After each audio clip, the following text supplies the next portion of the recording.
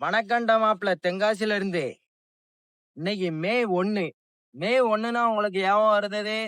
1 உழைப்பாளர் தினம், 2 தலையோட பர்த்டே. ஆனா இன்னும் 2 விஷயம் இருக்கு. 1 வந்து சித்ரா பௌர்ணமி. அப்படிங்கும்போது நம்ம கோயிலுக்கு போய் காலையிலே கோயிலுக்கு போய் சாமி கும்பிட்டு எல்லா சாமியும் கும்பிடணும்.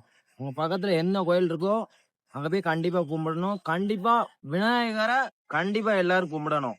அவர்தான் முதல் தெய்வம். ஏன்னா அவரை வணங்கிட்டு தான் எல்லாரையும் வணங்கணும்னு அந்த காலத்திலேயே சொல்லி வச்சிருக்காங்க. நம்ம போய் காலையிலே பிள்ளையார கும்பிட்டாச்சு, எல்லா தெய்வத்தையும் கும்பிட்டாச்சு. 2வது மதுரைக்கு அடையாளம் தூங்கா நகரம். நம்ம சித்திரை திருவிழா செமையா ஆரம்பிச்சாச்சு. சும்மா கொடூரமா இருக்கும் வைப்லாம்.